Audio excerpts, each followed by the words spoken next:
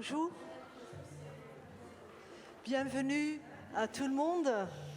Je vois que vous êtes nombreux. C'est une des premières tables rondes, parce que je ne suis pas française, hein, mais une des plus importantes, je pense, qui vont être présentées aujourd'hui dans le cadre du festival. Je tiens vraiment à remercier personnellement le musée de la chasse et de la nature, sa directrice, Madame Karen Chastagnol, pour ce partenariat. Donc on a travaillé ensemble, on est venu à votre invitation vous voir pour voir comment les organisateurs du festival pourraient aussi être main dans la main pour traiter ce thème de l'animal. Donc on est ravis de ce partenariat et on vous souhaite bonne chance. Merci à tous les intervenants qui sont là. Je pense que ce sera une discussion passionnante. On a 1h30, mais il faut quand même réserver une petite partie pour des questions et aussi pour une aération de la salle. Donc je dirais que 1h15 pour vous et après encore un petit quart d'heure de réserve. Voilà. Merci beaucoup et bonne discussion.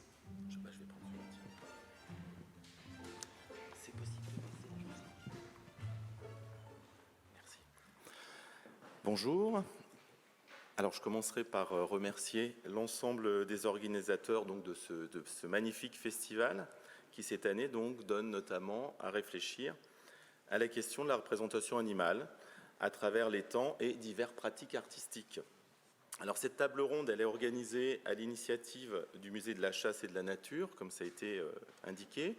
Il s'agit d'une carte blanche à l'occasion de laquelle, cet après-midi, Karen Chastagnol, qui est à mes côtés, interviendra sur le sujet des animaux d'après Oudry dans l'histoire naturelle de Buffon.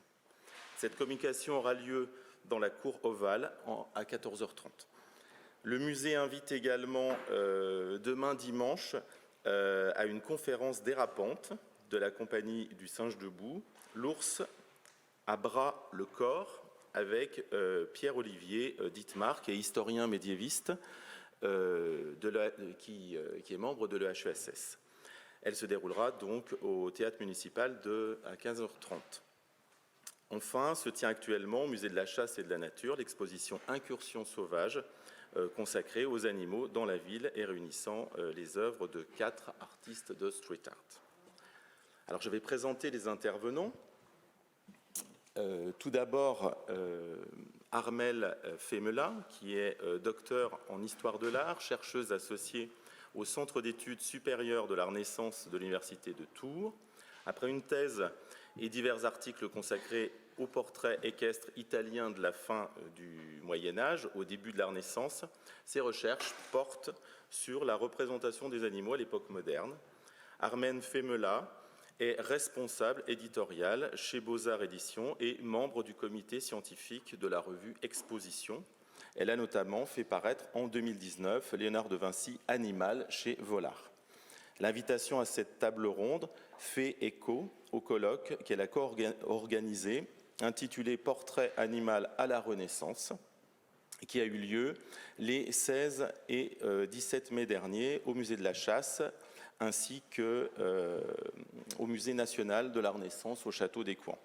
Elle participe également au catalogue de l'exposition qui débutera au Louvre en octobre prochain, Les choses, une histoire de la nature morte depuis la préhistoire.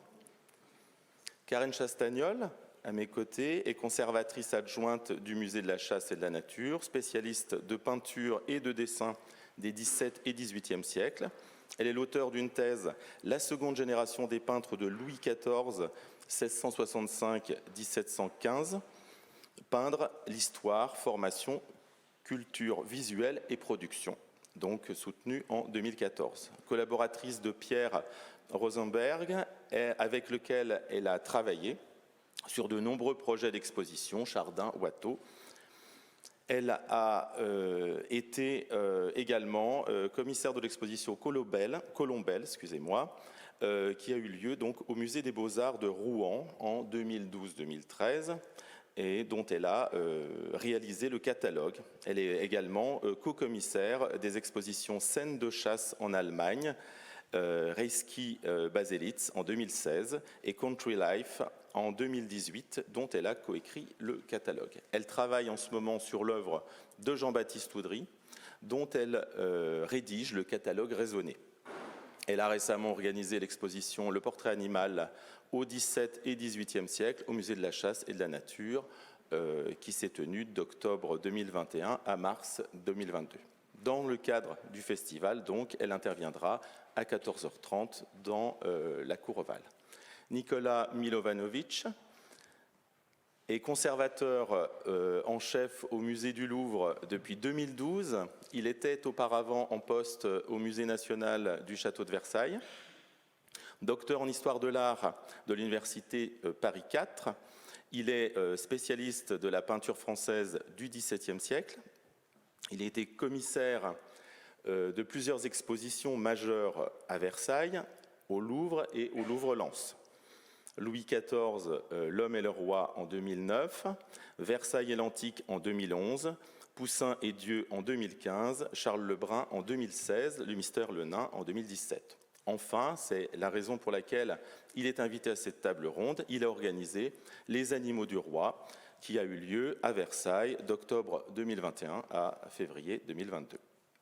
Enseignant à l'école du Louvre, il assure le cours d'histoire générale de l'art du XVIIe siècle et il est également chargé de cours de peinture française au sujet des frères Lebrun et Poussin. Enfin, Charles Stepanov, après des études donc en philosophie, une recherche menée sur Ludwig Wittgenstein, il s'est tourné vers l'ethnologie. Il a effectué plusieurs enquêtes de terrain auprès des populations turcophones de Sibérie méridionale. En 2007, il a soutenu une thèse sur le chamanisme chez les Touvas. Il est depuis 2021 directeur d'études de l'École des hautes études en sciences sociales, après avoir été maître de conférence à l'École pratique des hautes études. Il a par ailleurs soutenu en 2018 son habilitation à diriger des recherches intitulées « Chamanisme et communauté hybride » ayant pour garant Philippe Descola. Il s'est aussi intéressé au rapport à l'environnement à travers la chasse et l'élevage chez les populations de la taïga et a étudié de multiples façons dont les humains établissent des liens et communiquent avec des êtres non humains, divinités, esprits, plantes, animaux. Depuis 2018, il mène des enquêtes ethnographiques sur les relations aux animaux sauvages et domestiques dans le contexte de la chasse et de l'élevage en France. Il a notamment publié l'année dernière « L'animal et la mort, chasse, modernité et crise du sauvage » à la découverte en 2021, donc, qui traite de la chasse vivrière chez les paysans du Perche et de la Beauce notamment, mais qui aborde également la représentation du rapport aux animaux, notamment à l'époque moderne. Le livre a d'ailleurs remporté le prix de l'essai et maintenant France Culture Arte. Voilà pour la présentation des différents intervenants. Donc, je vais commencer par poser une première question, en fait, à l'ensemble des intervenants. Comment vous est venue, en fait, l'un et l'autre, l'idée de mettre donc en œuvre ces expositions, qu'il s'agisse de Nicolas Milovanovic ou Karen Chastagnol, ce colloque pour Armel Femela et cette recherche donc pour Charles Stepanov, et dans quel contexte en fait s'inscrivent ces différentes activités, quelles sont vos inspirations, vos références et comment avez-vous procédé? Qui veut prendre la parole? Nicolas?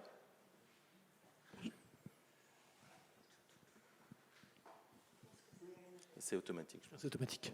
Alors donc l'exposition, en fait, on en rêvait.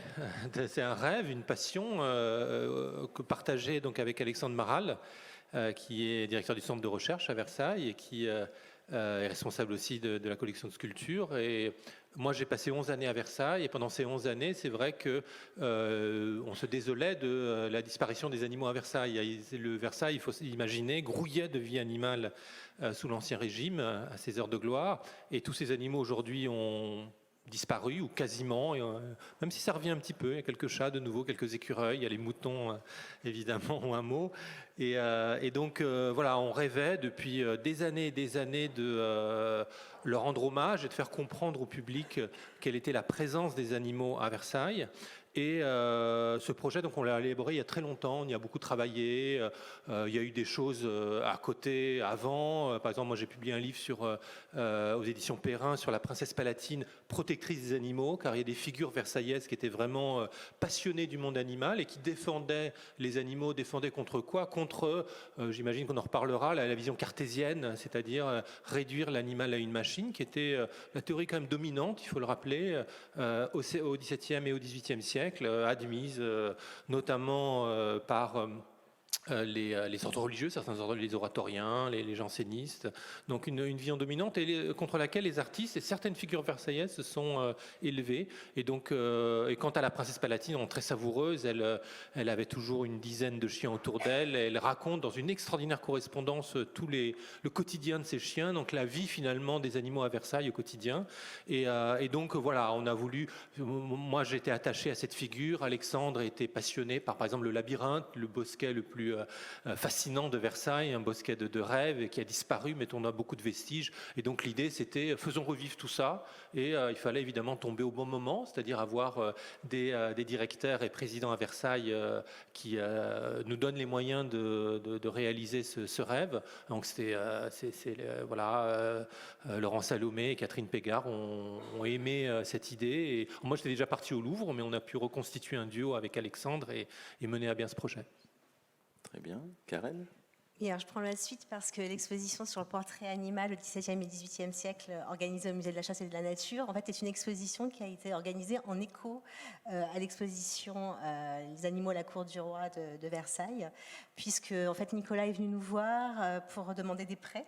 Donc, le Musée de la Chasse et de la Nature a prêté 11 œuvres pour l'exposition de Versailles, et on a décidé à ce moment-là d'organiser des expositions satellites, on va dire, qui auraient lieu parallèlement à la grande exposition de Versailles. Se sont associés à nous Chantilly, Fontainebleau et dans le Louvre finalement n'a pas participé. Et donc nous avons décidé au Musée de la Chasse d'organiser au sein de notre collection une exposition dossier qui utilise finalement les œuvres qui étaient déjà dans les collections, dans le parcours et dans les réserves. Donc on a pu mettre en scène une trentaine d'œuvres qui permettaient de comprendre de manière beaucoup plus focalisée de quelle manière le portrait animal au XVIIe et XVIIIe était pensé, était représenté. Et on a voulu, par là même, pouvoir expliquer au public une manière différente de pouvoir interpréter nos collections et revoir les œuvres. Voilà, c'était un peu l'idée de ce parcours. Très bien. Armelle ? Alors, pour le colloque, nous, il est né d'une grande lacune, en fait, dans la littérature, d'études sur le sujet du portrait et animal à la Renaissance. Et puis, on a fait, avec Cécile Beuzelin, avec qui j'ai co-organisé, qui est maîtresse de conférence à l'Université de Montpellier, avec qui j'ai co-organisé le colloque, on avait proposé une table ronde, ici même, en 2017, alors que le thème était la nature, autour du même sujet, portrait animal à la Renaissance. Où il y avait Maurice Brosque et Vincent Dodieuvin du Louvre qui ont discuté avec nous, et on s'est dit qu'il y avait quand même un énorme champ et des tas de choses à faire. Donc l'idée du colloque est née à ce moment-là, et puis on a proposé au Musée de la Chasse et de la Nature et au Musée national de la Renaissance du Château d'Écouen d'être partenaires, parce que ça faisait vraiment sens et sur la période et sur la problématique, et tout de suite ils ont été vraiment partants, donc on était ravis. Et donc le colloque s'est déroulé il y a à peine un mois. C'est fort bien passé. Il y avait deux axes. Le positionnement de la ligne éditoriale, on pourrait dire, ça a été une manifestation transdisciplinaire. On y tenait beaucoup, donc avec beaucoup de spécialistes, de philosophie, d'histoire, d'histoire des sciences, etc. Et puis une dimension internationale à laquelle on tenait également beaucoup. Moi, je tenais beaucoup à ce que quelques tenants des Animal Studies américains et anglais puissent venir en France et s'exprimer à ce sujet, parce que c'est quand même une approche qui est très différente de ce qu'on peut avoir dans d'autres univers académiques, et c'était formidable de pouvoir échanger. à ce sujet-là. Et donc, on était ravis que Sarah Cockram, qui est au King's College London, puisse s'associer au comité scientifique. Et j'avais donné une image sur un portrait, je ne sais pas si on peut... Non, c'est trop tard. Bon, bref, on a eu dans les Américaines des communications qui mêlaient Animal Studies et Gender Studies, ce qui est assez classique, mais qui était très intéressant et puis nous a permis de tous... Bon, c'est pas grave. Nous a permis de tous discuter ensemble. Voilà. C'était donc à la fois... Ceci Non, ça c'était l'affiche du colloque. Voilà, ça Et c'est l'affiche du colloque. Peut-être celle d'après. Non, bon, tant pis. On va essayer de la trouver, c'est pas grave. C'est trop loin, c'est pas grave. Et voilà, donc de forts échanges par rapport à des approches très différentes qui ont été très très fructueuses. Et c'est que le début en fait d'un vaste chantier qu'on aimerait poursuivre, déjà via une grosse publication qu'on fera des actes du colloque, mais il faudrait une grosse publication de synthèse et sans doute d'autres colloques et puis idéalement une exposition aussi centrée sur cette question du portrait de l'animal à la Renaissance. Tout à fait. Alors enfin, je me tourne vers Charles Stepanov afin d'avoir peut-être plus d'éléments. Alors évidemment, c'est une recherche au long cours sur la façon dont vous avez procédé auprès justement de ces fameux chasseurs, ces différentes régions, et surtout les liens que vous avez pu établir justement avec d'autres périodes de l'histoire dans lesquelles la chasse n'avait pas forcément ou dans lesquelles la chasse pouvait représenter des choses véritablement différentes. Oui, merci. Alors moi, je suis ethnologue. J'ai étudié les relations des humains à l'environnement en Sibérie du Sud pendant une quinzaine d'années, à travers les rituels d'abord, le chamanisme, à savoir des cérémonies par lesquelles des spécialistes, les chamans, communiquent avec les esprits des montagnes, des rivières, avec l'esprit du cerf, du renne. Et puis, j'ai choisi de faire une enquête comparative d'abord avec un terrain proche, faire de l'ethnographie du proche, avec un regard sibérianiste, c'est-à-dire que nous avons développé des outils d'analyse, des questionnements sur les façons dont les humains conçoivent les animaux, qu'est-ce qu'ils ont en commun, qu'est-ce qu'ils ont de différent et comment ils organisent leurs relations au quotidien avec l'adoption, la protection, la mort, la prédation. Voilà, poser toutes ces questions dans un environnement proche, entre les Yvelines, l'Eure-et-Loire, et en allant rencontrer des gens qui ont des idées là-dessus et qui sont en conflit. Donc les conflits actuels que chacun connaît autour de la chasse, autour de la vénerie en particulier, ça m'a paru très intéressant parce que ici on voyait de façon explicite s'entrechoquer des conceptions de la nature et du sauvage, de l'animal particulièrement visible, aiguisé, et donc ça permet peut-être de mettre au jour des transformations profondes dans les rapports aux animaux de nos sociétés. Et comme vous le disiez, j'ai ressenti rapidement le besoin de comprendre d'où ça venait, quelles étaient les racines, faire la généalogie de ces courants de pensée et en voir les manifestations à l'époque, au XIXe siècle, à l'époque moderne, au Moyen-Âge, à l'Antiquité. Je suis remonté jusqu'à la préhistoire finalement, parce que quand on touche à la chasse, au rapport à l'animal sauvage, évidemment, on touche à une superposition de strates juridiques, émotionnelles, extrêmement enchevêtrées. Voilà. Tout à fait. À ce sujet, je pense que vous devez vous inscrire un petit peu aussi dans les pas de Bertrand Hell, non ? Par rapport à ses recherches justement sur la chasse. Oui, c'est une source d'inspiration. Et sur le chamanisme aussi d'ailleurs. Bertrand Hell, c'est un ethnologue qui a travaillé à la base en Alsace, oui, dans le monde, donc il compare le monde de la chasse germanique, plutôt élitiste, une chasse à l'approche, avec une forme d'identification avec le cerf. Vous avez des chasseurs qui se couvrent d'urine de biche pour faire venir le cerf. Et d'un autre côté, la chasse francophone des Lorrains, une chasse populaire. Donc oui, la question du sang noir, par exemple, oui, ce rapport profond avec le sauvage, d'appropriation était intéressante. Et j'essaie d'en voir les prolongements, pour en reparler dans les liturgies de la chasse à courre qui avait lieu à Versailles ou ici à Fontainebleau. Et puis aussi, là-dedans, chez Bertrand Hell, une approche sociologique, donc qui va distinguer, en fait, ne pas croire que nous, les Français ou les Occidentaux, les modernes, on a un rapport unique au monde sauvage. on est des sociétés de classe et la différenciation sociale passe beaucoup par le prisme du rapport à l'animal. Et ça, on le voit très bien tout à fait, actuellement, évidemment autrefois, mais ça reste toujours valable. Alors la première question, on va dire, que je vais poser à l'un des intervenants précisément, c'est plutôt la question de la figuration symbolique.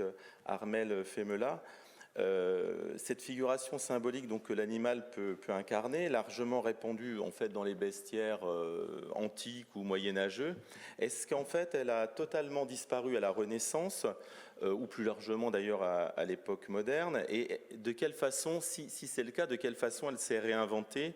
Est-ce qu'elle a soutenu d'autres valeurs? Est-ce qu'elle a rencontré d'autres modes en fait, de représentation? Alors non, la dimension Merci. symbolique n'a pas disparu. C'est vrai elle vient de loin, Oui, bien sûr. et elle perdure.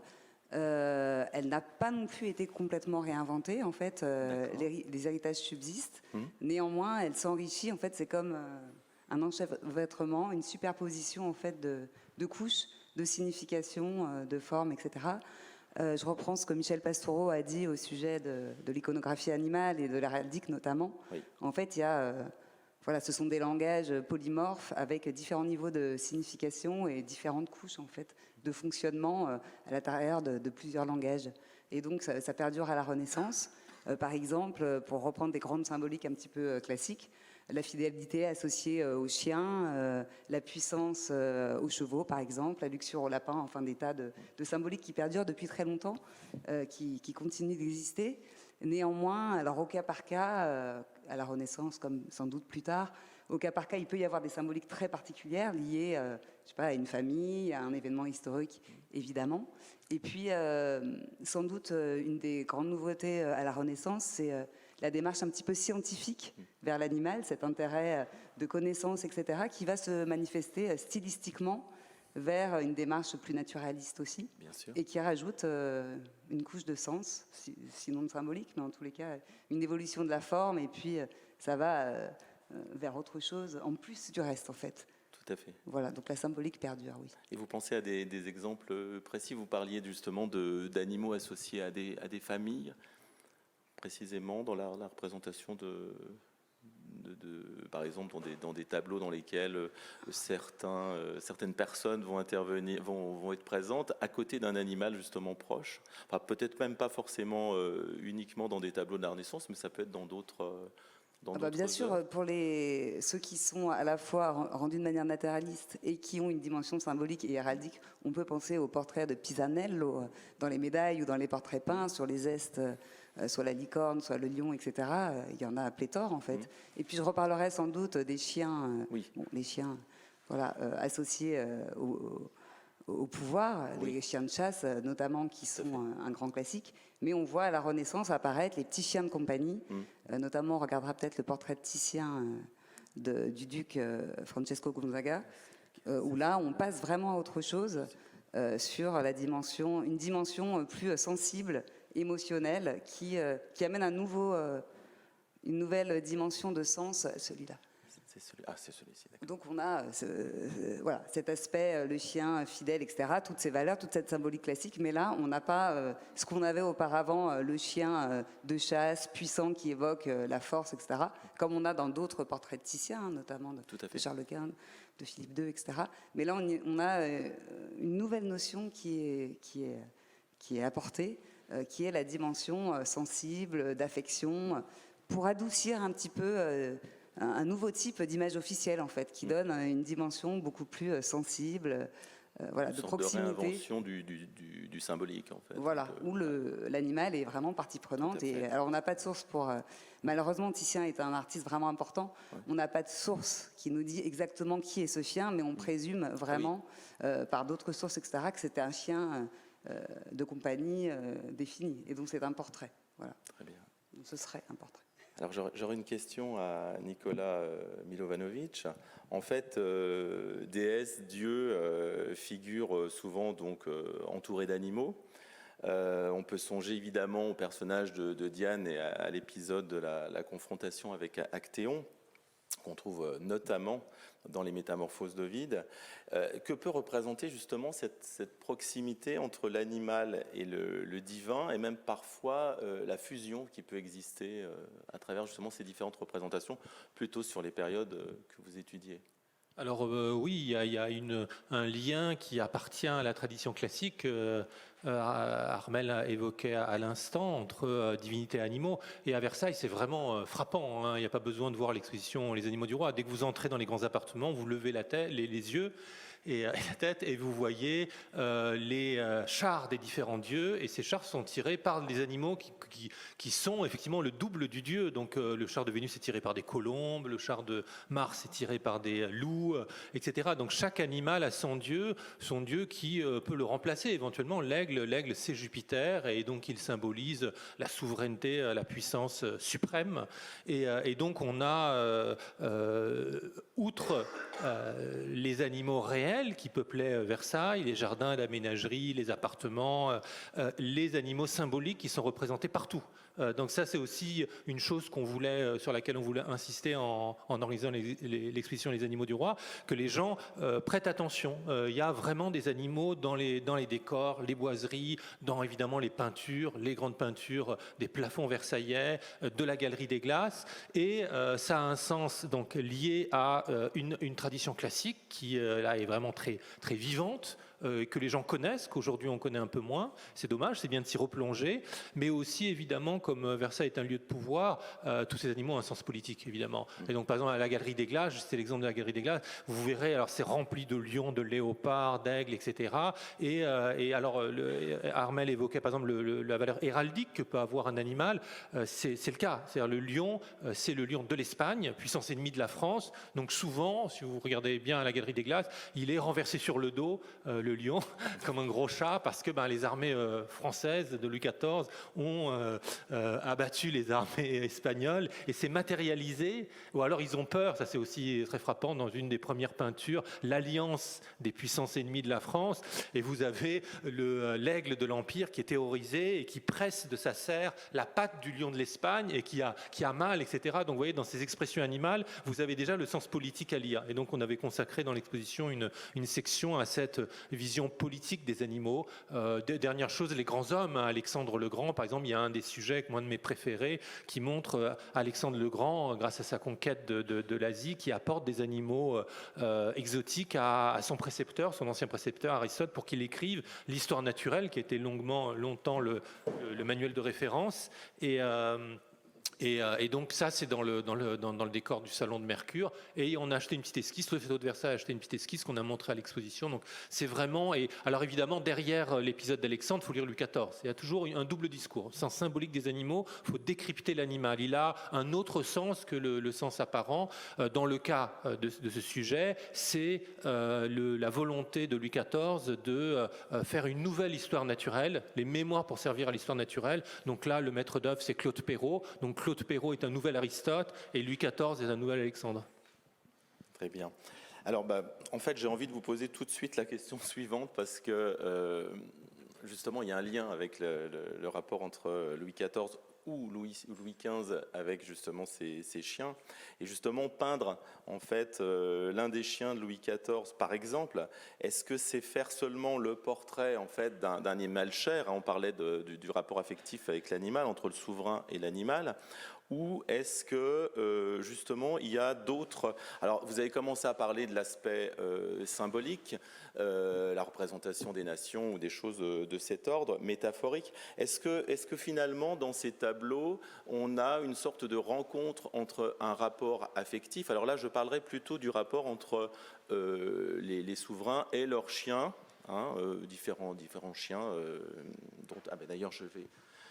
essayer de retrouver l'illustration. Non, mais en fait, c'est l'illustration tout simplement initiale. Donc, je voulais savoir un petit peu si finalement, à travers ces commandes des différents monarque, si on restait dans le domaine affectif ou si on pouvait voir autre chose en fait. Alors il y a les deux en fait. Il y a le fait que le chien est un animal, donc il y a une valeur symbolique très forte. La chasse elle-même est un rituel monarchique, donc ça, je pense que Charles, Oui, c'est pas toi, en parlerait bien mieux sûr. que moi, donc peut-être il complétera.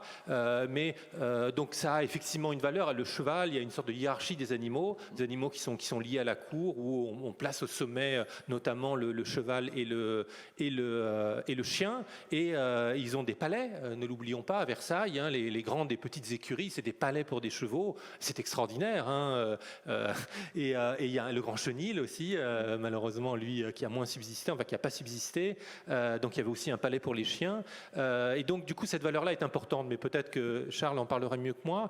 Mais évidemment se greffe là-dessus l'aspect plus personnel, plus intime. Donc il y a vraiment les deux. Il y a cette image publique du roi, image officielle, et puis le goût du roi qui permet d'approcher un peu la personne. Parce que les chiens qu'on montre, il y a vraiment une affection directe, ça on le sait par de nombreuses sources, du roi pour ses chiens. On sait un peu comment tout cela se passait, on sait qu'il avait ses chiens préférés, il y avait des chiens qui avaient le droit de loger au cœur de Versailles, hein, dans le cabinet du billard, qui était un des sports, si je puis dire, en tout cas des passe-temps préférés du roi. Il enlève le billard, il met les niches des chiens. Donc vous voyez, ils sont juste à côté de la salle du conseil où se décide la politique du royaume.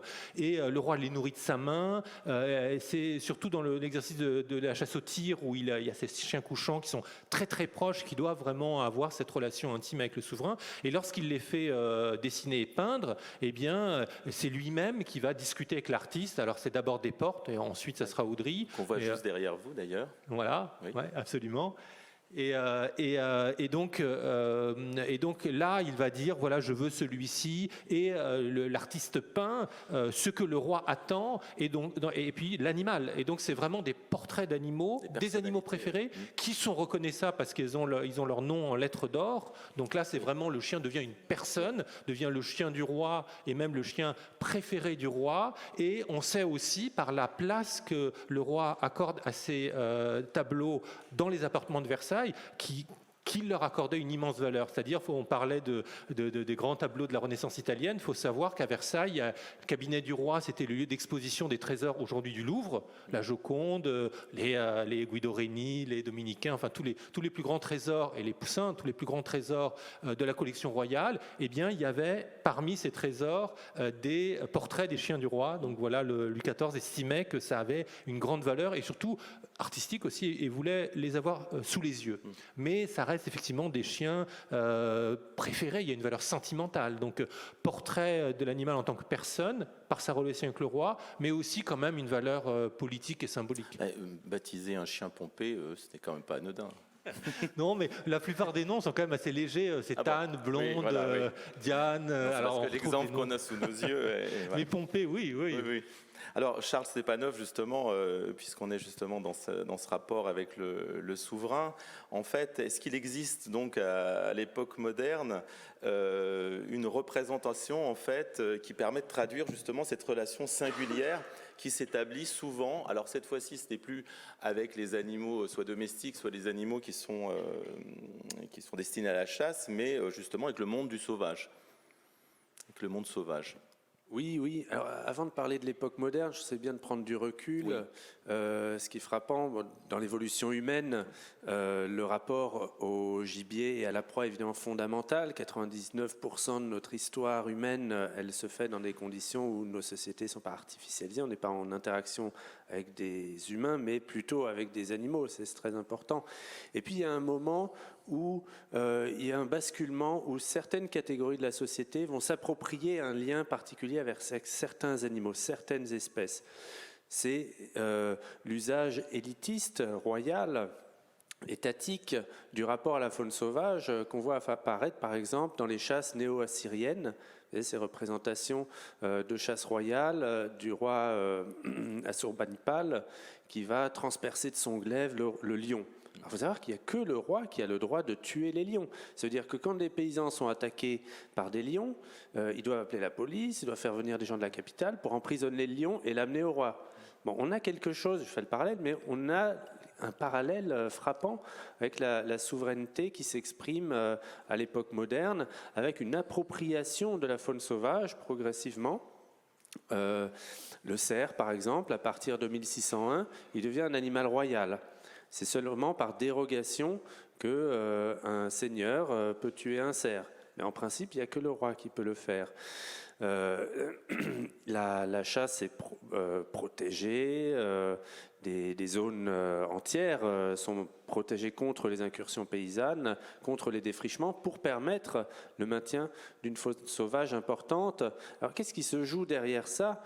Il y a des choses qui sont de l'ordre du politique, de l'ordre de la représentation, du prestige, mais aussi quelque chose d'assez corporel. Parce que ce qui est mis en scène dans les chasses royales, c'est la puissance physique, véritablement physique, sportive, athlétique, incroyable des rois. Louis XV qui tue 10 000 cerfs dans sa vie, infatigable, c'est absolument incroyable. Donc ça s'inscrit, cette royauté moderne s'inscrit dans des choses complètement prémodernes aussi, qui sont de l'ordre de la confrontation avec le sauvage et de l'appropriation. Il ne s'agit pas de tuer les cerfs pour les détruire, au contraire, on va en relâcher, on va les entretenir, parce que de même que le roi assyrien devenait lui-même un lion, il est qualifié de lion dans les batailles, de même il y a une association très forte entre nos rois modernes, Louis XV par exemple, et le cerf. Ce qui m'a frappé, c'est un détail qu'on voit au passage dans l'encyclopédie, à l'article sur la vénerie. L'auteur...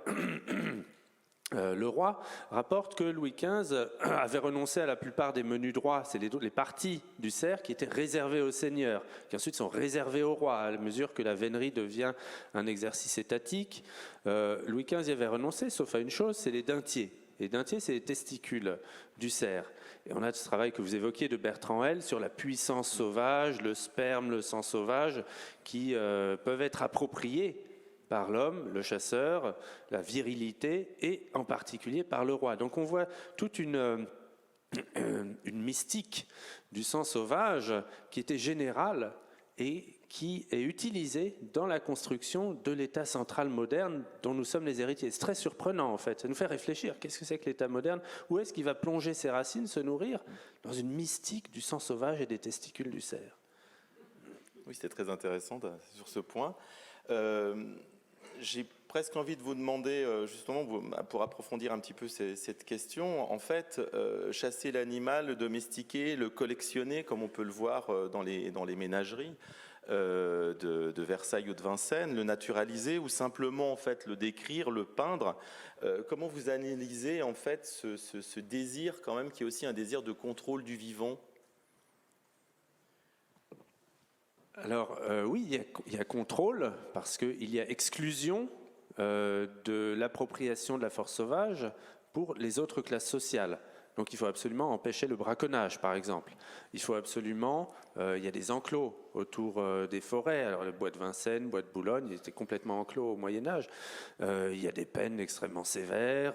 Et ça ressurgit à l'époque moderne en Angleterre, au XVIIIe siècle.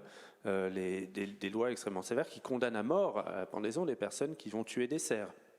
Ça reste très important. Donc, protection contre les paysans, les artisans, les roturiers en général, qui viendraient s'approprier le lien avec la faune sauvage. Et qui implique protection et contrôle de ces animaux. Donc il y avait les aurochs, les bisons, à l'époque de Charlemagne, seuls les rois avaient le droit de les tuer, hein, comme le lion en Mésopotamie. Donc on met à mort des gens qui tuent ces animaux. Protection et contrôle, et aussi gestion. Très tôt, on voit au Moyen-Âge des traités qui expliquent comment il faut gérer la reproduction des cerfs, qu'il faut faire de l'affouragement, pour qu'ils ne souffrent pas de la faim l'hiver. On va organiser des lâchers, on capture des cerfs sous Louis XV, Diouville raconte ça, en forêt de Fontainebleau, et on va les lâcher en forêt de Saint-Germain. C'est un voyage, une organisation extraordinaire. On les empêche de traverser la Seine, donc on fait des clôtures tout du long de la Seine. Donc il y a une ambiguïté, parce que quand on lit Gaston Phébus sur la chasse au Moyen-Âge, ce qui est très important dans l'éthique de cette chasse noble, c'est que le cerf peut gagner. De toute façon, le cerf est beaucoup plus intelligent que les humains et les chiens, c'est ce que dit Gaston Phébus, explicitement. C'est évident qu'on ne va pas gagner à chaque fois. Alors à mesure que la chasse devient royale, étatique et moderne, il est de plus en plus inadmissible. Enfin, il est impensable que Louis XV rate des chasses. Donc on va tout faire pour qu'il y ait la mise en scène de l'exploit. Il y ait quand même une sorte d'incertitude, mais c'est de plus en plus mis en scène, théâtralisé. En réalité, on a tout fait pour que tout se passe bien. Alors, j'aurais une question à Karen, justement, parce qu'on parle, là, on parle de différents types on va dire d'incarnation de l'animal, mais il y a aussi le désir d'objectivité et de réalisme scientifique, justement, qui semble un souci majeur dans certaines études animalières, qu'on peut trouver par exemple au musée de la chasse et de la nature. Est-ce qu'on ne peut pas percevoir en fait des styles, des écoles ou des intentions justement à travers ce type de représentation? Et je songe notamment évidemment aux illustrations qui ont pu être faites de Buffon. Oui, alors j'en parlerai plus largement cet après-midi, mais on peut déjà dégager deux grandes tendances, on va dire. C'est-à-dire qu'il y a à la fois un grand intérêt pour la représentation naturaliste. On voit de quelle manière les artistes au XVIIe et au XVIIIe siècle s'attachent vraiment à décrire les animaux avec leur particularisme physiologique et sont sont très motivés par l'étude sur le motif, alors que ce soit dans la nature ou dans les ménageries royales, les artistes viennent étudier sur le vif les animaux. Et en fait, on remarque que chez les peintres français, dans la première moitié du XVIIe siècle, l'animal qui apparaît dans des compositions, en général des compositions des tableaux d'histoire, l'animal qui est représenté par exemple chez Champaigne ou chez La Hire va être montré de manière assez anecdotique et n'est pas peint par un peintre spécialiste de la peinture animalière. Donc ça, la première partie du XVIIe siècle, on n'a pas de spécialiste de la peinture animale. Ensuite, Charles Lebrun fait venir en France Nicasius Bernhardt et Peter Boulle, qui sont deux artistes flamands, qui sont des peintres animaliers absolument exceptionnels et qui vont aider aux chantiers royaux. Et les Français, et notamment Desportes puis Oudry, vont s'inspirer complètement des études réalisées par Nicasius et par Peter Boulle.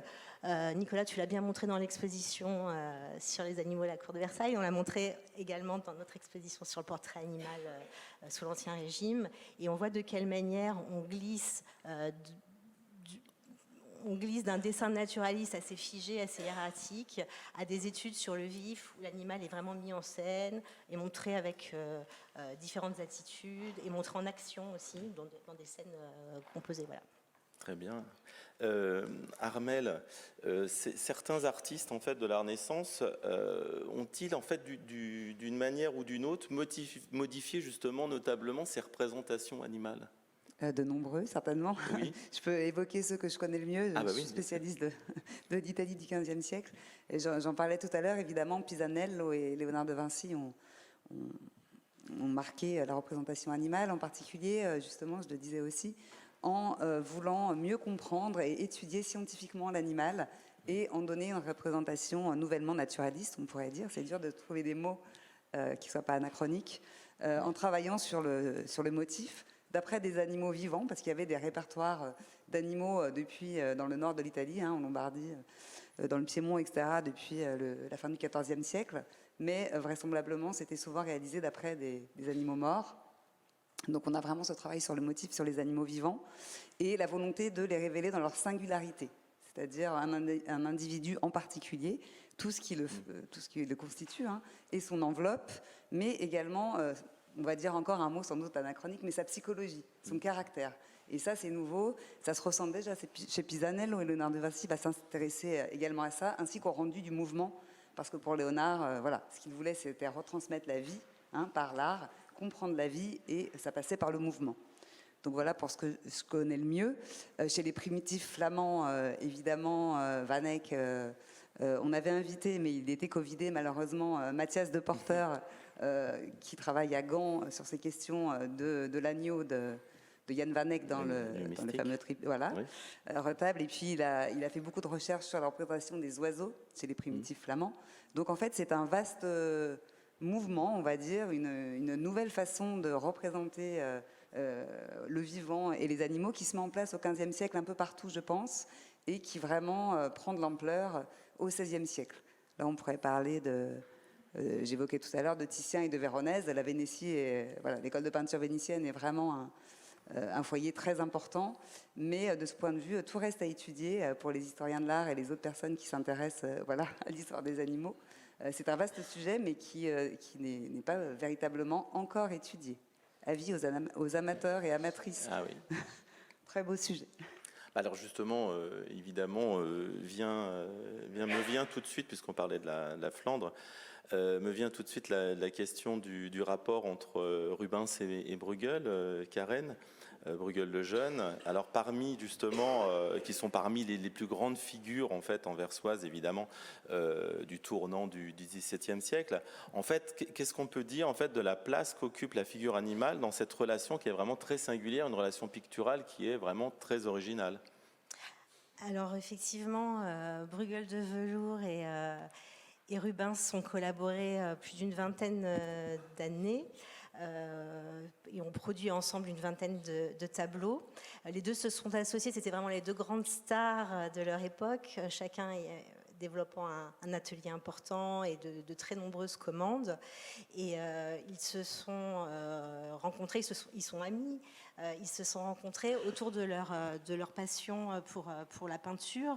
Et en fait, chacun avait un domaine de prédilection particulier, c'est-à-dire que Rubens est un peintre d'histoire absolument fabuleux. C'est un très bon peintre animalier également, Rubens. On n'en parle pas là, mais il est aussi très très doué pour la figure animale. Et il s'associe à Bruegel de Velours, qui lui est réputé à la fois pour ses paysages, à la fois pour ses animaux et surtout pour la nature morte. C'est-à-dire qu'il a une manière d'interpréter des choses très très précises et très soignées, alors que Rubens, c'est vraiment le peintre de l'action et des grandes compositions. Donc ils s'associent et là vous pouvez voir un tableau qui est conservé au musée de la Chasse et qui était donc dans l'exposition Portrait animal. Donc Rubens pour les figures et Bruegel de Velours pour le paysage et les chiens. Et donc c'était intéressant, c'est que ces deux artistes étaient travaillés à la cour des gouverneurs des Pays-Bas et qu'en fait les chiens qui sont représentés ici sont les chiens de la meute des gouverneurs des Pays-Bas. Donc en fait c'est un tableau mythologique qui représente donc Diane et ses nymphes après la chasse. Et tous ces chiens, qui sont des chiens très différents, avec des attitudes très différentes, de races différentes, qui constituent une meute très, très diversifiée, appartenaient à Isabelle d'Autriche, donc qui les avait auprès d'elle et que Bruegel de Velours a pu observer, a pu peindre. Et je trouve que c'est particulièrement réussi, l'association des figures de Rubens et de cette meute très, très différenciée et très, très joyeuse. Voilà. Alors justement, puisqu'on parle du rapport affectif avec l'animal, qu'on en a déjà parlé un peu précédemment, je voulais vous demander si on peut également penser à un bestiaire affectif, en fait, qui, entre autres, qui dépasserait en fait la simple question de l'empathie et qui permettrait aussi de faire un parallèle justement avec la société humaine. Alors je pense à ce qu'a écrit Edmond Husserl et que je vais vous donner, c'est nous trouvons les bêtes dans notre monde grâce à l'empathie, qui est une modification assimilatrice de l'empathie entre les hommes. Alors, est-ce que, en quelque sorte, ce lien empathique, et puis peut-être, comme je disais, un petit peu au-delà, on le retrouve, enfin, on va dire plutôt les représentations s'en servent-elles pour parler, pour essayer d'atteindre justement d'autres formes de relations qui peuvent se traduire justement dans la société humaine? Alors moi, quand on parle d'empathie et de relation homme-animal, je pense à la Alice d'Oudry. Je crois qu'on a la représentation. Alors attends, Qui est cette là, incroyable, oui, qui est Celle-ci. cette incroyable représentation de. Donc la lys, c'est la chienne de la meute qui a pour fonction de procréer en fait. Et donc là, ici, on voit cette représentation d'Oudry donc à la fin de sa carrière. Hein, donc il maîtrise entièrement son art. Et il nous représente ici la chienne avec ses petits chiots. Et si jusqu'alors, il a beaucoup représenté de chiens, et notamment les chiens du roi, bien sûr, il s'est attaché à montrer à la fois leur aspect physiologique et un aspect psychologique aussi de l'animal, avec toujours un intérêt pour des attitudes. Là, on va plus loin, en fait, dans la représentation. On est même dans la représentation de l'émotion animale, donc c'est quelque chose de très subtil et de très difficile, je pense, pour un artiste à transmettre. Et là, Oudry nous offre une espèce d'allégorie de la maternité, avec cette chienne qui prend soin de ses petits. Et donc, je pense qu'on a du mal à voir sur l'image le regard qu'elle porte, en fait, le regard attendri qu'on peut percevoir chez cet animal. Donc voilà, quand on parle d'empathie, je suis tentée de penser à cette allégorie de cette lys. Alors se pose évidemment la question de la sensibilité animale, l'intelligence animale, et je pensais, Charles Stepanov, comment s'expriment justement, notamment dans l'Ancien Régime, les débats autour justement de la sensibilité, de l'intelligence et même de la moralité des animaux chez les philosophes, mais aussi chez les chasseurs ou tout simplement dans différentes traditions populaires. Oui, ça fait l'objet d'énormes débats depuis l'Antiquité. C'est la question du droit des humains de tuer d'autres animaux. Est-il loisible de manger chair, demandent les philosophes comme Plutarque. Et ces débats ressurgissent à la Renaissance quand on redécouvre les auteurs anciens. Ce qu'il faut voir, faut prendre du recul, on peut avoir l'impression qu'à l'époque moderne naît l'idée que les animaux ont une intelligence, de l'empathie. En fait, non, ça fait vraiment partie, je pense, de l'héritage commun de l'humanité. Et contre Husserl, je pense que tous les humains ont de l'empathie pour tous les autres animaux, en particulier les mammifères. Il y a une proximité que vous voyez là, d'un point de vue d'ethnologue, hein, je m'éloigne des questions historiques, mais dans toutes les sociétés de chasseurs-cueilleurs, vous avez des gens qui adoptent de petits animaux et des femmes qui les allaitent. Qu'il s'agisse des aborigènes d'Australie, qui vont allaiter des kangourous, des esquimaux qui allaitent des ours. C'est vraiment quelque chose d'humain, de très très fort en fait. La capacité d'établir des liens de filiation avec des mammifères d'autres espèces est surprenant chez les modernes. En fait, dans nos sociétés, ce serait extrêmement choquant.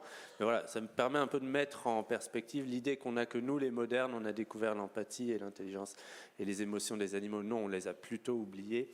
Et la question, c'est comment est-ce qu'on les a oubliées? Dans les traditions populaires, les mythologies populaires, paysannes, occidentales, les animaux ont des émotions, bien sûr. La pie a un certain caractère, plutôt méchant. Le rouge-gorge se sacrifie. L'hirondelle apporte le feu aux humains. Elle l'a reçu de Dieu. C'est pour ça qu'elle a la gorge rouge.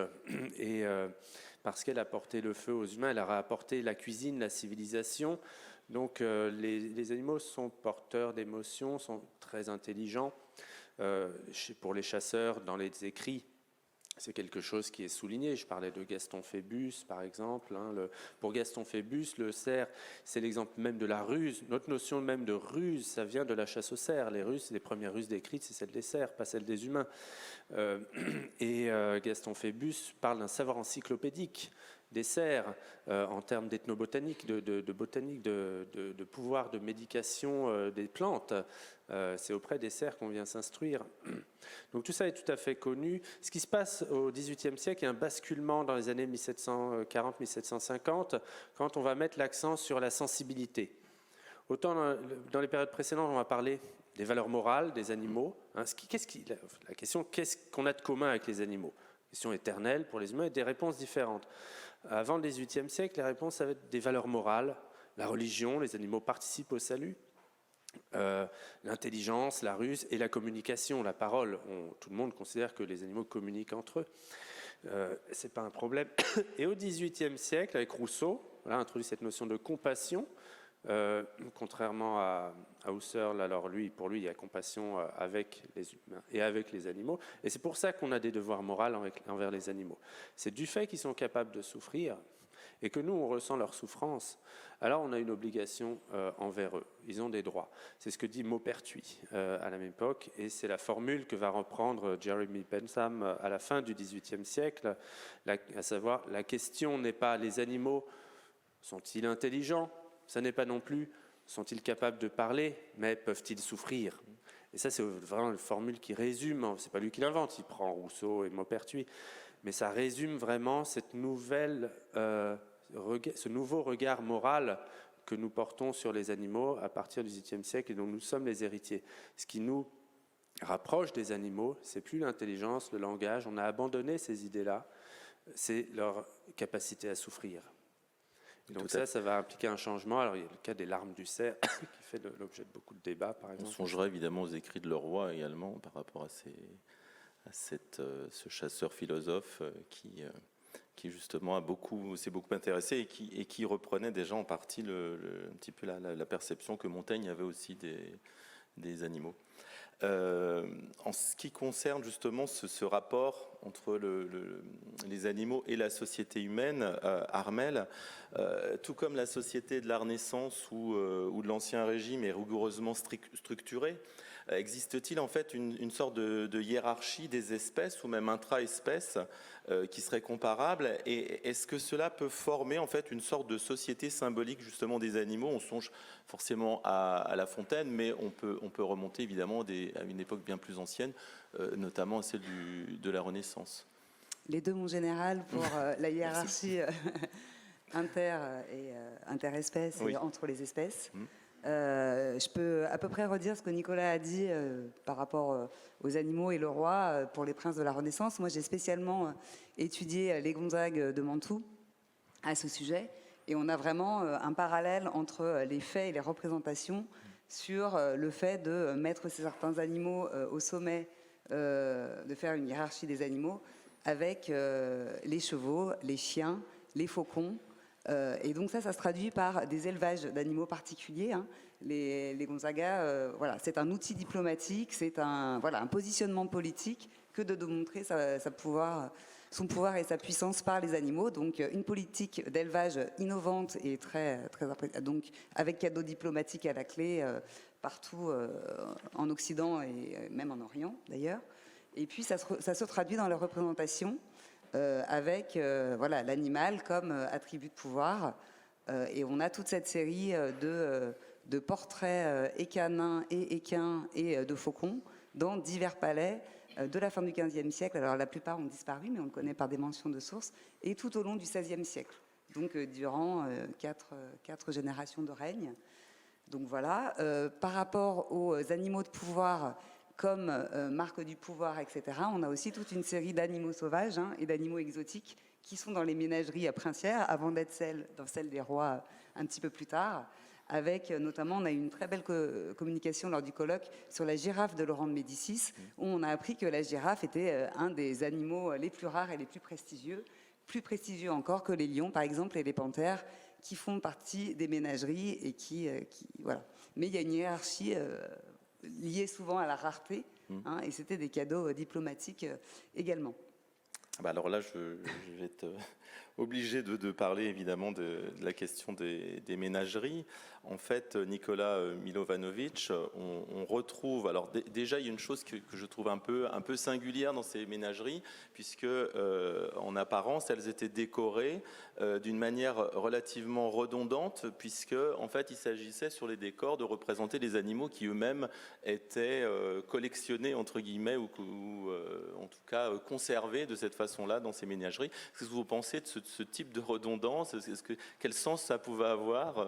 Alors ça a le sens, en fait, ça complète exactement ce que vient de dire Armelle, c'est-à-dire la valeur symbolique des animaux les plus rares pour la gloire de chacun des princes ou des rois dans un contexte de rivalité européenne. Vous voyez le prince ou le roi qui a les plus beaux animaux, les plus beaux chevaux et surtout les animaux les plus rares, donc on parlait de la girafe, il se distingue. Vous voyez, vous pouvez vous distinguer par la beauté de vos bâtiments, vous pouvez vous distinguer par votre puissance militaire, par vos armées imbattables, mais vous pouvez aussi, alors par les collections, ça c'est très important, les plus beaux tableaux, les plus beaux antiques, mais les animaux, ça fait partie. Lorsque vous avez la plus belle girafe d'Europe,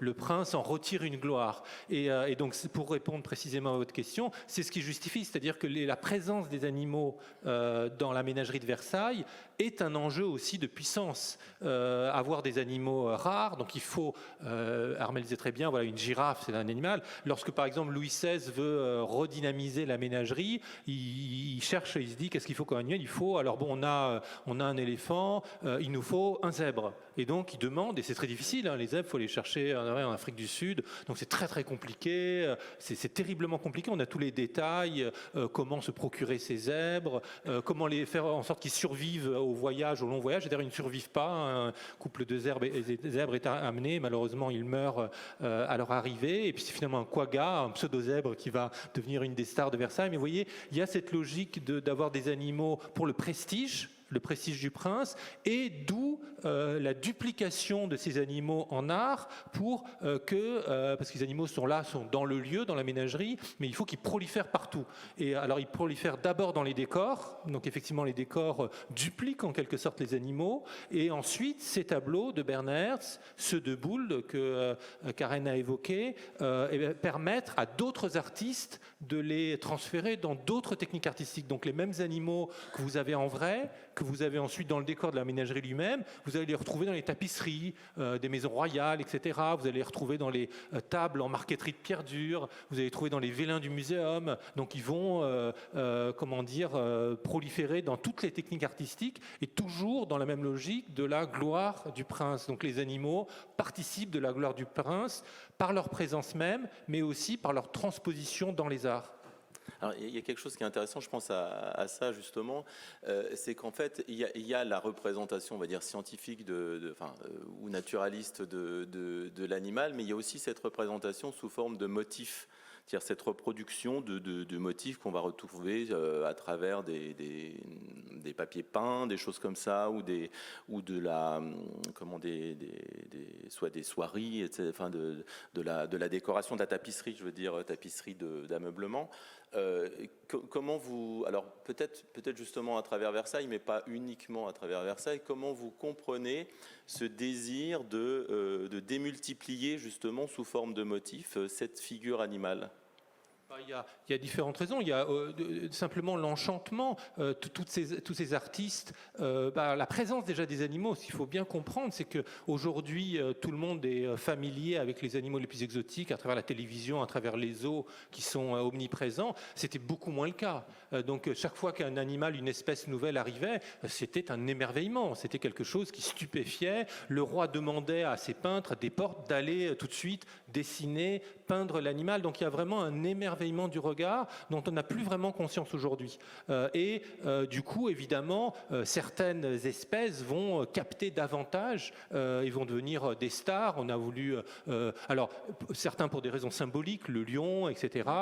D'autres simplement par leur beauté. Casoar, par exemple, il y a toujours eu des casoars à la ménagerie de Versailles parce que cet animal, vous voyez, qui est rare, je ne sais pas si on le connaît tant aujourd'hui, je ne sais pas si tout le monde dans le public est familier du casoar, mais vraiment un animal assez fascinant, un immense oiseau avec des couleurs tout à fait détonnantes. Et je pense qu'après, grâce au talent de ces artistes, et là, vraiment pour y insister, il y a l'émerveillement devant ces nouveaux animaux, il y a le talent et le génie des artistes qu'on a évoqués, Karen a évoqué, Bould, Bernhertz, sont vraiment capables de capter la beauté de ces animaux, et ensuite, évidemment, tous les autres artistes eux-mêmes sont confrontés à ces modèles, et donc trouvent le moyen de les peut-être symboliser, de leur donner un caractère décoratif qui permette ensuite une reproductibilité, c'est-à-dire qui devienne un motif, qui devienne quelque chose qui orne, où peut-être on perd évidemment la qualité naturaliste, l'animal saisi sur le vif, mais où il y a un motif qui a plu, qui a séduit, qui est ensuite répété. Alors justement, par rapport à une sorte de réification de l'animal, Karen, il y a ce fameux tableau de Doncre. Alors là, on est vraiment à la fin du XVIIIe siècle, le chien jouant avec un soulier. C'est un tableau qui est très étonnant à plus d'un titre. On montre justement un bichon, ce qui est une sorte d'objet de luxe complètement façonné pour répondre aux désirs de son propriétaire, et que représente en fait cette sorte de réification du vivant. Et est-ce qu'on a affaire finalement à l'expression de la part de l'artiste d'une critique de cette société qui a fait d'un animal un objet de luxe? Alors, dans ce cas précis, en fait, je me suis posé la question, mais je ne crois pas que ce soit une critique. Enfin, j'en suis absolument pas certaine, mais je pense que c'est véritablement la représentation de quelque chose qui était très recherché à l'époque et qui est effectivement la représentation d'une mode qui a été très importante. Et je ne suis pas certaine qu'il y ait un second... une seconde lecture qui soit critique dans ce cas. Quoi qu'il en soit, la représentation en question, elle est assez drôle, dans le sens où le chien, donc le chien, il faut quand même décrire en fait de quoi il s'agit. Oui, je peux peut-être vous expliquer plus ce que c'est que ce chien, parce que si vous voyez bien, il a les oreilles coupées, donc on dit écoué. Il a les ongles faits, il est rasé de près, enfin il a été complètement dénaturalisé, donc c'était la mode de l'époque. Ce qui me semble assez facétieux, c'est cette histoire de chaussure. Donc il est en train de manger rageusement la chaussure de sa maîtresse, enfin qu'on imagine celle de sa maîtresse.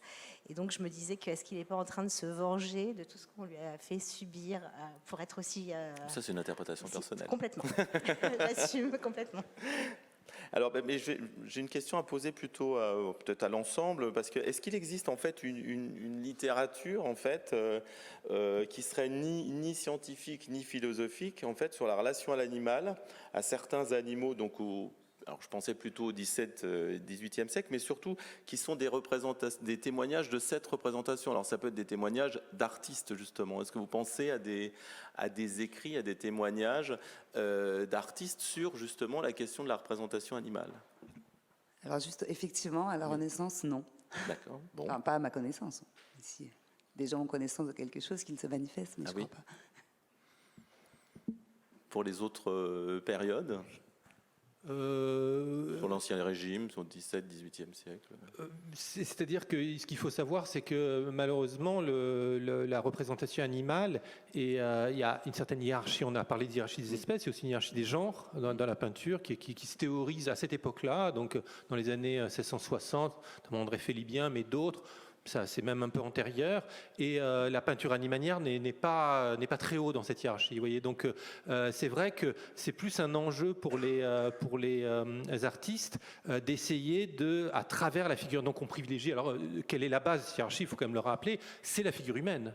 Donc on part de ce qui est vivant mais non animé, donc la nature morte, en passant par l'animal vers la figure humaine qui est au sommet. D'abord par le biais de la scène de genre ou du paysage, mais lorsque le paysage est animé par une scène historique, il est encore au-dessus, et lorsque tout au sommet, il y a la représentation d'action humaine dans une tradition religieuse ou profane. Donc vous voyez, on voit bien qu'il y a une hiérarchie où la figure humaine est au sommet et la figure animale en bas. Et donc souvent l'enjeu pour les artistes, il est de se rapprocher de l'action humaine par le biais d'animaux. C'est-à-dire, c'est un peu ce qu'on voyait chez Oudry dans le tableau que Karen a expliqué, c'est-à-dire, et Karen l'a très bien dit, cette liste, c'est une mère. Donc, vous voyez, il y a une scène de genre, une mère qui s'inquiète pour ses enfants, qui est inquiète car elle entend, donc il y a une expression sur son visage. Donc, on transpose dans le domaine de la peinture d'histoire une scène animale. Vous voyez, c'est un tableau d'histoire, en fait. C'est un tableau d'histoire dont l'héroïne est une chienne, est une lys, mais il y a tous les caractères de la peinture d'histoire, le souci de la composition, le souci décide d'accentuer le récit avec le ray de lumière, l'expression, Karen l'a bien décrit tout à l'heure, qui, nous on l'avait lié dans l'exposition Les animaux du roi à la théorie de l'expression des passions humaines par Lebrun, donc comment une expression humaine peut être transposée dans le monde animal. Et ça, c'est le génie de Oudry d'y arriver, parce qu'il faut y arriver et que ça passe, que ça soit convaincant, que ce soit pas quelque chose d'artificiel et qui prête à rire, mais non, il y a une émotion, donc une vie intérieure animale qui est rendue par une expression qui, évidemment, dérive d'une expression humaine théorisée elle-même par Lebrun. Donc l'enjeu, vous voyez, c'était ça, c'était d'essayer de montrer qu'on n'est plus qu'un simple peintre d'animaux, tout en bas de l'échelle, mais qu'on, voilà, et c'est une manière aussi, d'une manière détournée, d'ennoblir la figure animale. Ça, c'est du non-dit, finalement. Mais vous voyez que le défi était ardu pour les peintres qui se spécialisaient dans le domaine animalier. Alors, tout à l'heure, on parlait notamment de Leroy. Est-ce qu'on sent une influence de Leroy, ou une influence, on va dire peut-être même une école plutôt Leroy, ou une école plutôt Buffon, ou une école plutôt cartésienne, dans justement ces différentes représentations? Alors, tout ça est mêlé. C'est très compliqué, question très juste, mais c'est, je pense, très difficile d'y répondre, car les choses sont mêlées. Pour donner un exemple, par exemple, la théorie cartésienne étant si imposante, si admise dans cette période, les artistes sont évidemment marqués. Donc Lebrun, par exemple, est très cartésien lorsqu'il dessine, y compris les animaux. Lorsqu'il fait des études sur les animaux, il y a des petites lignes géométriques qui viennent finalement élaborer une sorte de théorie cartésienne de l'animal. Donc il est cartésien, mais en même temps il ne l'est pas, car il accorde une émotion, une sensibilité et même une intelligence aux animaux, et qu'il théorise, et là aussi d'une manière cartésienne. Donc c'est un peu paradoxal, vous voyez. S'il était absolument cartésien, il ne le ferait pas, mais on voit qu'il est marqué par la théorie cartésienne, qu'il applique dans une certaine mesure dans des schémas plaqués sur les formes animales. Et il y a cette sensibilité d'artiste qui fait qu'un artiste ne peut pas, vous voyez, sans émotion, si on reste absolument cartésien, donc si l'animal est vraiment véritablement une machine, il n'a plus d'intérêt pour l'art. Et ça, les artistes, je pense, d'instinct le sentent que c'est faux. Et donc du coup, ça donne cette complexité que j'évoquais, c'est-à-dire un artiste qui est cartésien et transpose, vous savez, quand il fait sa théorie de l'expression des passions, il copie littéralement des passages de Descartes. Donc il est cartésien, mais il ne peut pas accepter que l'animal n'ait pas cette sensibilité, cette intelligence qui le rend intéressant et qui le rend proche de nous. Donc, et pour le roi, c'est difficile. Alors Charles Stepanov en a parlé, le personnage est absolument passionnant, très proche quand même du monde versaillais, garde des chasses, mais plus proche finalement des encyclopédistes que des artistes. Voilà, donc très difficile de trouver un écho de Leroy chez les artistes eux-mêmes, qui ont peut-être d'autres voix. Je ne sais pas si Karen peut préciser. Non, juste une chose moi, qui me vient à l'esprit concernant Leroy, tu me corrigeras, Nicolas, ou complétera, c'est qu'en fait, il expliquait que lui, ou Charles d'ailleurs, il expliquait que lui, en fait, ne concevait pas en fait, que les chasseurs puissent être suffisamment dans la réflexion pour tirer des conclusions de l'observation des animaux parce qu'ils étaient dans l'action et sur le terrain. Et que d'autre part, les philosophes, eux, qui avaient cette capacité de prendre de la distance et de réfléchir sur les animaux, étaient complètement déconnectés du terrain et donc n'avaient pas non plus la capacité de pouvoir mener cette réflexion entièrement. Et je trouvais ça intéressant, c'est-à-dire que lui, en fait, était un peu la synthèse des deux. C'est-à-dire qu'à la fois, il avait cette capacité de réflexion et à prendre de la distance, et à la fois, il était sur le terrain toute la journée. Peut-être préciser qu'il était garde-marteau, c'est ça ? Des parcs royaux de Versailles, et en quoi consistait en fait ça? Je ne sais pas si vous savez en fait en quoi consistait précisément sa tâche, oui. Et...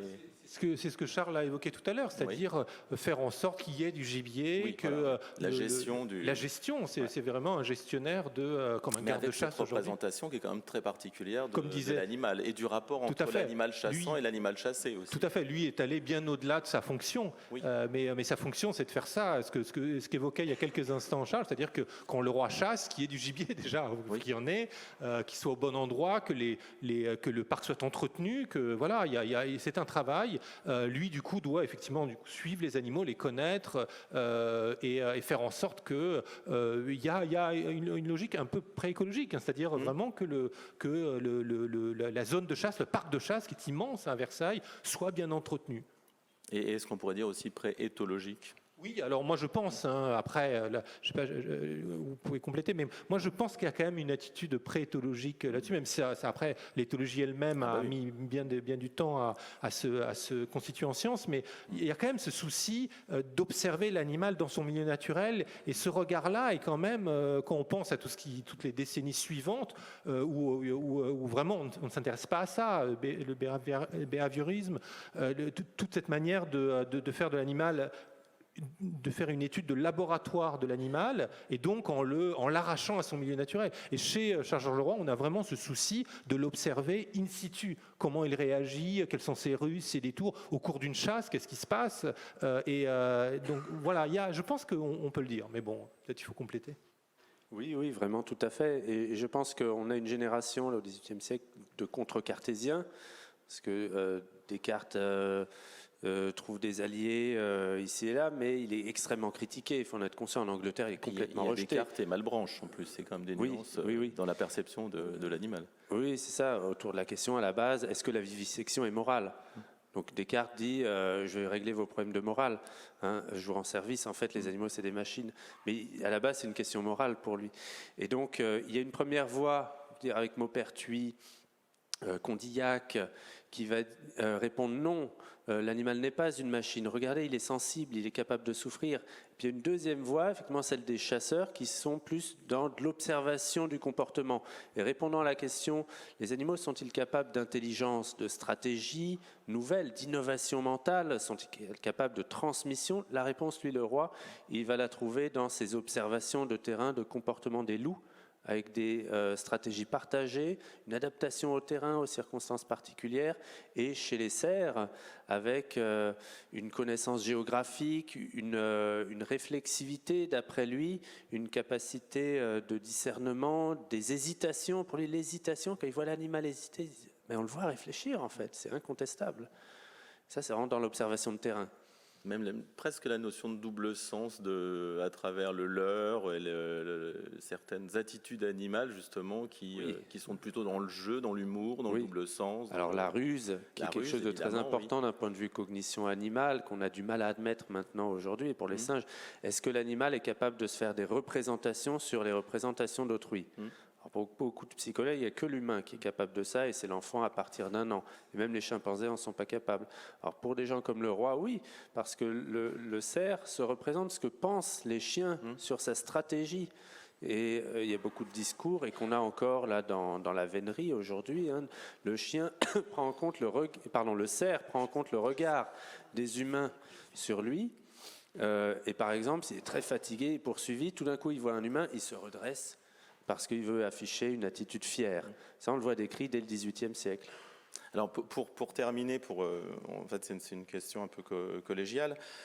Évidemment, par rapport à notre époque, pour laquelle la question animale est omniprésente depuis déjà pas mal de temps, est-ce que vous voyez un petit peu une préfiguration à travers les différentes représentations de l'animal que vous avez pu étudier de certains aspects en fait de notre rapport à l'animal aujourd'hui? Est-ce que vous voyez aussi à travers les différentes choses, alors je pensais plutôt aux colloques et puis aux expositions, est-ce que vous voyez à travers le public justement une prise en compte différente de ce type de sujet? Est-ce que les retours vont un petit peu justement dans le sens d'une certaine évolution, on va dire, même si nous sommes très ambigus et parfois très hypocrites, d'une certaine évolution dans la représentation animale? Alors, je ne sais pas qui veut...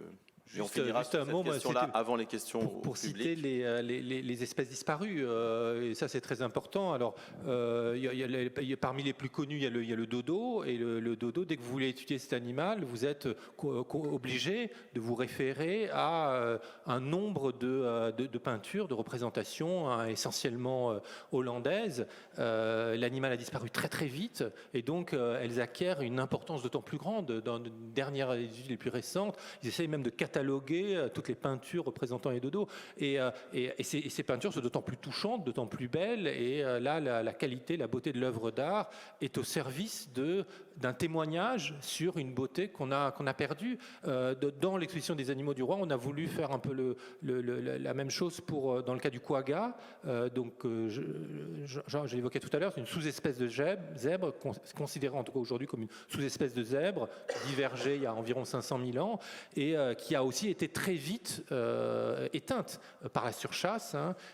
Ce qui fait qu'il y a eu un quagga à Versailles, d'où la justification de le présenter. Nous, on a présenté une miniature, un vélin en fait de Nicolas Maréchal, extraordinairement beau, mais le quagga a été naturalisé et conservé au Muséum d'histoire naturelle, qui est évidemment partenaire de l'exposition. Quand on fait une exposition sur les animaux, on est naturellement amené à collaborer avec les scientifiques, avec les collègues des différents muséums, et notamment du Muséum d'histoire naturelle à Paris. Donc, d'une certaine manière, le quagga naturalisé, qui est vraiment très très impressionnant, complète l'exposition. Il est d'ailleurs actuellement présenté dans une exposition au muséum.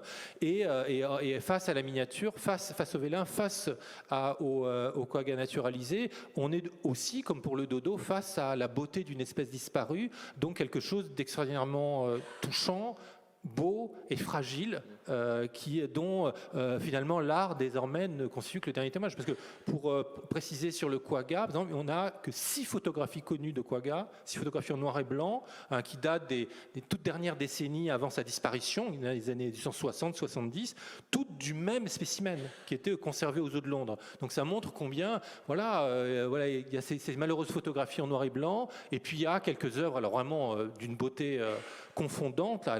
Le vélin de Maréchal, moi je trouve extraordinaire. Il y a la naturalisation quand même de l'animal. C'est des vestiges. Donc là, l'art en tant que vestige, ça c'est un message qui quand même, je pense, passe lorsqu'on organise une exposition. Oui, alors, justement sur la réception. Je pense que ça nous concerne tous, et puis plus largement le public également. Je pense que notre rapport au vivant, en ce moment, il devient crucial et il devient central.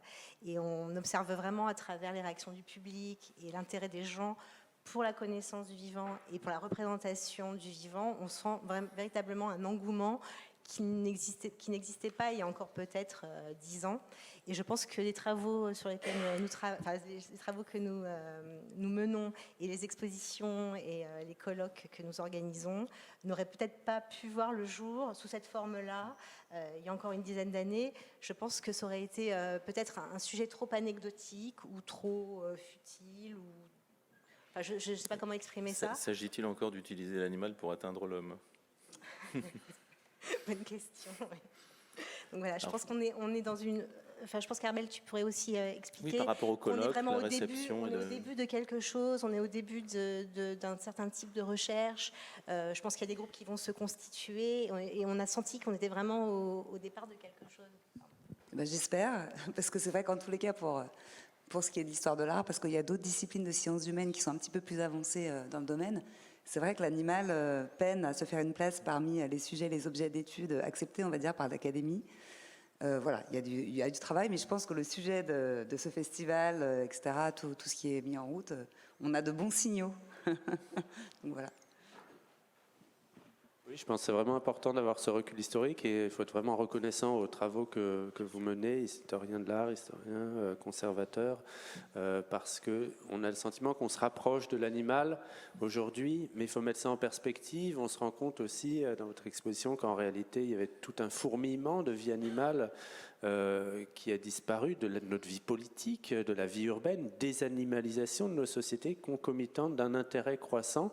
Peut-être vous pourriez montrer l'image sur les larmes du cerf, parce que je trouve que ça nous montre bien que beaucoup de nos ambiguïtés, de nos paradoxes actuels, qui sont devenus absolument critiques et qui explosent, d'un côté notre exploitation massive, inégalée des animaux dans l'industrie, et d'un autre côté une sensibilité, une attention à certains animaux, les animaux de compagnie, pareil, inégalée. Cette tension, on la voit se mettre en place bien au XVIIIe siècle dans, par exemple, les larmes du cerf. Alors d'un côté, vous avez le cerf aux abois de François Desportes, ici, qui était à l'exposition de Versailles, et il y a un aspect cruel, mais on sent l'empathie qui est mise en scène dans cette larme, grosse larme qui coule Et en fait, c'est un thème qu'on voit dans la littérature, des Montaigne, et même des avant. Il y avait des interprétations christiques de cette larme du cerf en train de mourir, mais il y a des débats, et Diderot en parle. La larme du cerf, ça nous prouve que là, on partage quelque chose et l'émotion passe, traverse. Au-delà de l'anthropomorphisme. Voilà, oui, parce que c'est un animal qui peut souffrir, effectivement. C'est pas de l'anthropomorphisme que de le reconnaître. Et donc, il y a quelque chose d'extrêmement violent, d'insupportable dans une telle scène, qui fait que la vénerie est bien mise en cause aujourd'hui. Donc, une sensibilité croissante qui est très importante aujourd'hui. Et d'un autre côté, à cette époque, ça c'est chez Buffon, la naturalisation du vivant, l'objectivation. Au contraire, montrer des mécanismes. Et là, vous avez une gravure, on lui montre la larme du cerf, et il va déconstruire cette sensibilité en disant « pas du tout, ça n'exprime aucune émotion, la larme du cerf, c'est une sécrétion comme ce qu'on a de la cire qui coule des oreilles », il dit. Donc aucune poésie, et c'est vraiment l'inverse. Donc on a ces doubles discours et qui se prolongent au 19e siècle, au début du 20e siècle encore. Il y a des gens qui disent « c'est juste de la cire, ça n'exprime rien », et d'autres qui disent « non, les animaux sont sensibles ». On est les héritiers complètement de ces débats. Bon, je pense que de nombreuses questions, encore, on parlait de la naturalisation et évidemment de la taxidermie, etc. Enfin, on aurait pu en parler, mais oui. Oui, je voudrais juste rajouter quelque chose. Charles est à nos côtés, on est vraiment ravis. Et je pense que justement aborder cette question animale, la mettre au cœur de réflexion, de démarches scientifiques sous différentes formes, c'est l'interdisciplinarité, c'est-à-dire collaborer entre spécialistes de différentes sciences humaines et sociales, mais également sciences pures ou dures. Je pense que c'est indispensable pour justement étudier les représentations, la pensée sur l'animal et la réalité de l'animal, la vie de l'animal aujourd'hui et dans l'histoire. Il y a un décloisonnement dans le traitement de l'animal. Il me semble que c'est tout à fait souhaitable et que ce serait très vertueux. À d'autres époques. Même si ça se fait déjà, mais il faut que ça se généralise. On va peut-être passer aux questions. Oui, merci beaucoup, c'était vraiment passionnant. Donc on a 5 minutes, je suis désolée, pour les questions. Éventuellement, les intervenants seront là à l'extérieur, vous pouvez leur parler personnellement aussi. Donc je vois un peu mal, mais Moi aussi. donc, il faut absolument qu'on quitte la salle dans 3 minutes. Merci. J'ai une question par rapport à la spécificité britannique, notamment en philosophie morale, et de savoir à quel point elle influence l'école de peinture britannique. Est-ce qu'on a une meilleure valorisation du genre de la peinture animalière en Grande-Bretagne au XVIIIe siècle, par exemple, et si on a une peinture plus spécifique qui pourrait avoir une influence sur la peinture animalière? Je pense notamment aussi aux préoccupations de la princesse Palatine. Est-ce qu'elle lit, est-ce qu'elle est informée justement de cette philosophie britannique très tournée vers le bien-être animal? Alors, très bonne question. Moi, je dirais qu'il y a une spécificité britannique, mais qui est liée aussi à une spécificité culturelle. Par exemple, le goût extraordinaire pour les courses de chevaux fait qu'il y a une attention particulière donnée aux races de chevaux qui évoluent, qui deviennent particulièrement efficaces, mais aussi esthétiques, et donc du coup qui vont être un sujet de prédilection pour les artistes. Et du coup, l'école animalière anglaise va, de ce point de vue-là, se distinguer un peu de l'école animalière française en mettant l'accent sur la représentation du cheval. Et on a des chefs-d'œuvre absolument absolus de la peinture animalière anglaise dans ce domaine-là. Après, sur le lien entre les théories philosophiques, comme je disais tout à l'heure, pour moi, je trouve que c'est encore assez difficile. peut-être qu'on n'a pas assez d'études mais pour moi, ça ne me paraît pas aussi évident. Je ne sais pas si ce que d'autres...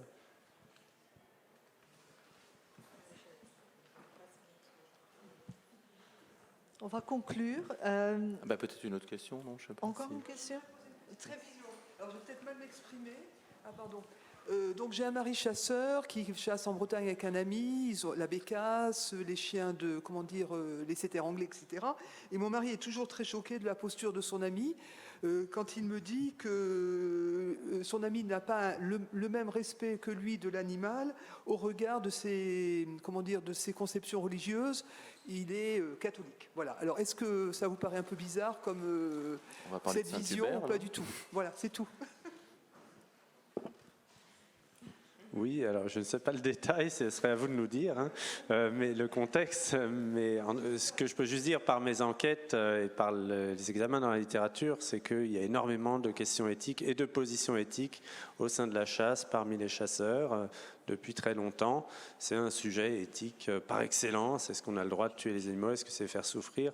Et entre chasseurs, si c'est bien ça la situation, chaque type de chasse va critiquer les autres types.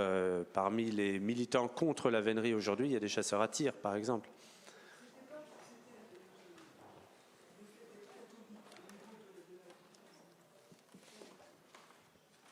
Oui. Ah oui, on doit finir. Oui. Le Merci clergé n'a pas le beaucoup. droit de chasser. On libère la salle. Merci.